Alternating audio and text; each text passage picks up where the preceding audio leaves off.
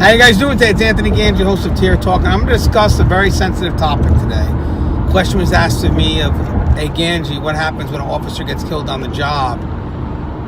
How do we rebuild? And that's a great question, especially in the wake of a tragic event that happened at SCI Somerset, where we lost a hero, Sergeant Mark Basherman. So I think it's a great question. It's relevant. So I'm going to try my best to answer. And by all means, guys, please comment. How do we rebuild after such a tragic event? So stand by for our sponsors, and when we come back, let's dive into this topic. I wanted to attend a university that had an intelligence program. I wanted to look at problems different. I wanted to increase my critical thinking abilities. AMU offered those avenues to expand. Obtaining your degree as an adult, you're actually paying yourself and investing in yourself. You can't put a dollar on it, it's priceless.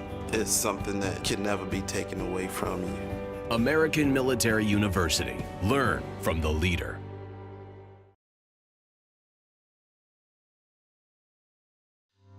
Being a corrections officer takes its toll on even the strongest individuals. The constant need to perform at the highest level, putting your life at risk in a hostile environment, and the mental scarring of traumatic experiences.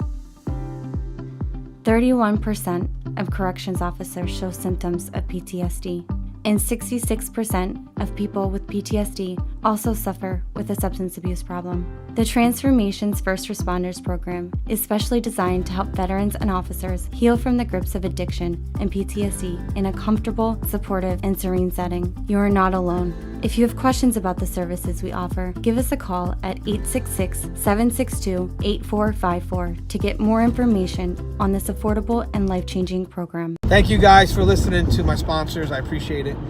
So a great question again was asked, like, hey Gangi, how do you rebuild after the death of an officer inside your facility? And it's a great question and very time relevant, right?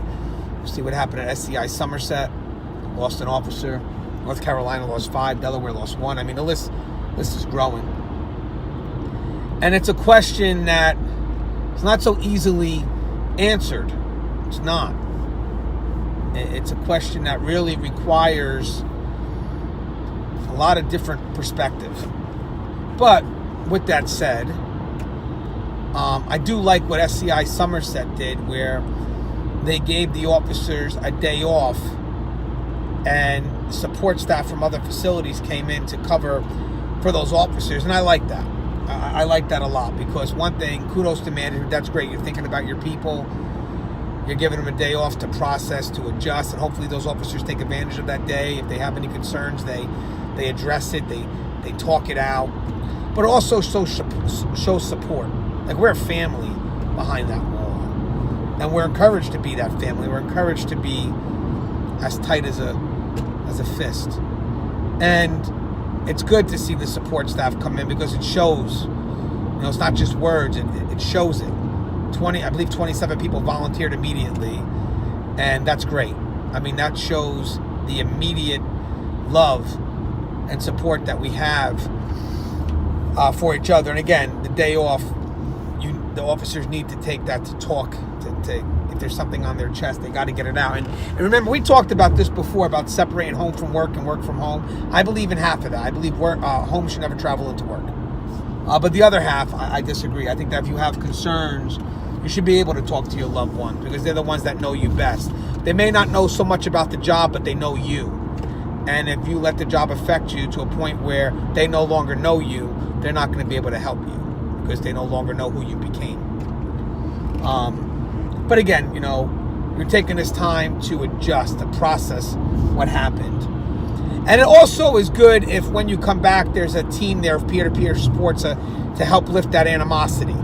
Because there's going to be animosity after the death of an officer. After an officer was murdered by inmates, there's going to be that general animosity that's going to encourage the us versus them mentality, and staff versus inmates, and that's unhealthy. Plus, that diffuses the responsibility of the individual who committed to the act. You got to focus. If there is animosity, you got to know where to focus it. Even the animosity is not healthy to hold on to.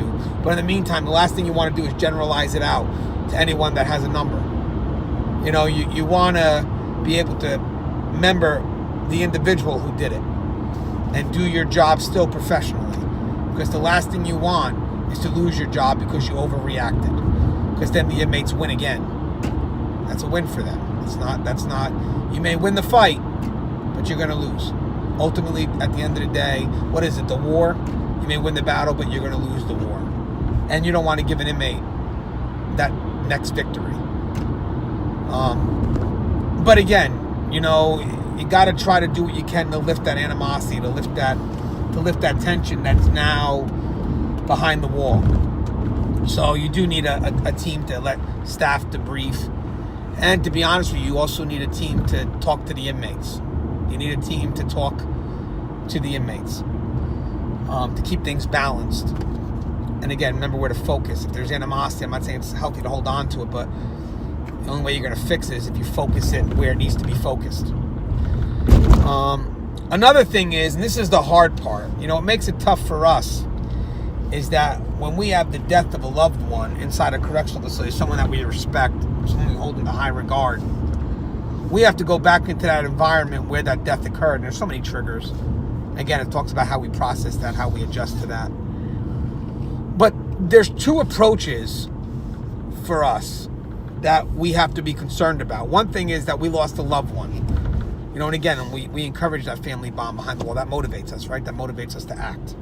Because we're going to be jumping into some serious shit. So you have to have love for the person you're going to go protect. Because you're putting your life on the line. There is no greater love than to sacrifice yourself for another. But there's also, that could have been me. That could have been me. So now you're going back into that world where the environment doesn't change. And you're still at risk. The only thing that made it different for you and the person that was taken from us was all about timing. You weren't there. In SCI Somerset, I could have been the one giving the order to remove the towel that caused the inmate to snap. Or during North Carolina, I could have been one of the officers that were there when the inmates were trying to escape. I mean, it just is what it is. So we have to process that. So again, you have the loss of that immediate one that you're close to, and then the fact that could have been you.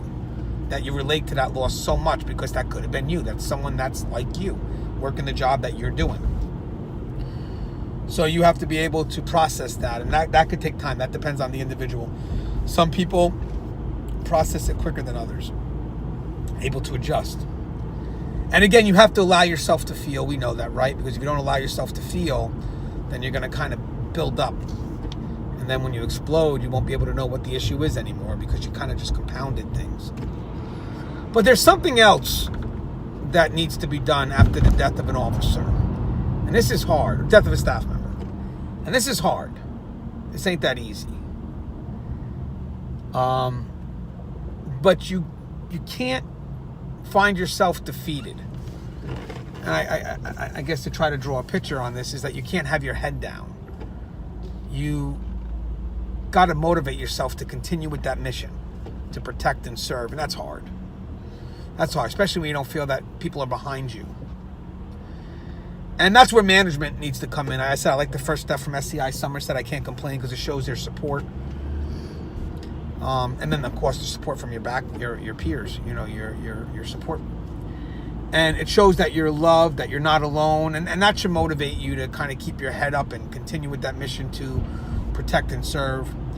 And if there are any changes that are needed, take advantage of that moment where you guys are united. Because no one, unfortunately here in this business, no one knows how long that's going to last. Sometimes they could be quick, or sometimes you just remember and you hold on to it. Sometimes it's good. You put a picture of that fallen officer on the wall. And then when people come into that work, that's the first thing they see. And that should keep that bond. Because every day they walk in, they see that officer that was taken from them. That's when they should remember that this shit is real. And that when we're here, all we have is each other. And it serves in honor of the fallen, because this way, even in their death, they can still save lives. They could be that motivating piece that keeps us all together, that keeps us united. And I think that's a good idea, actually. I really do. I think that's a good idea. As I'm talking, I'm thinking through it. But management needs to see that you guys are united. So if there's any changes that need to be made, this is the time to do it, because you guys are a force and you're going to get heard. And that's good, because now that you're going to get heard, Even though it's kind of reactionary, this hero that died didn't die in vain. His sacrifice is going to mean something. It's going to mean something. It's going to save lives for many more. I mean, you can see what's happening in North Carolina with Megan Callahan. Now, the mother is behind the scenes pushing for positive change. That means that her daughter's a hero, even in her death. Even in her death, her daughter's a hero. You see it in Delaware, with Lieutenant Floyd, and how the union's using that to get the changes that are needed. And then the inmates also need to see that we're united, that we're not defeated, and that this bond only makes it stronger. Because maybe they'll think twice before they do it again. And don't forget, you got to get that public support. We talked about that. Public's got to show somehow that there's zero tolerance. That means if there's a death penalty, push that death penalty for that person that attacked that first responder. You have to do it, because that's what's going to protect us. That's the laws that protect us. But on another note, the inmates got to see that we don't tolerate that type of behavior. And we got to have a bond that unites, that's unbreakable at that point. And again, if they see that we're defeated, and remember, guys, being defeated isn't always just having our head down. Being defeated is how we carry ourselves. When we start crossing into being non-professional, that could be a sign of being defeated. So, again, the inmates cannot see at all that we're not willing to carry out that mission. They need to see our resilience. They need to see that even though you took one of us out, that made us that much stronger. That made us that much stronger. And that's why this job isn't for anyone. This job, not everyone can wear this badge. Not everyone can do what we do. Because of moments like this. Moments like we have reason not to want to go back to work. We have reason to be afraid. But for us, that motivates us to go back to work. And that motivates us to act, to do what needs to be done. We are motivated by the sacrifices that our loved ones have made. And that, not a lot of people can say that. Not a lot of people will be stepping up when a loved one from them is taken. But we're different. People that work behind the wall, we're just different. And eventually one day the public will see that. As always, guys, I love you guys. Stay safe, hug your family. Let them know you love them. Because you never know. You never know. And the last thing you want to do is leave them in a position where they question it. Tell them you love them. That's the key today. That's the correctional challenge today. Before you leave for work, make sure everyone knows that you love them. I love you guys. Stay safe.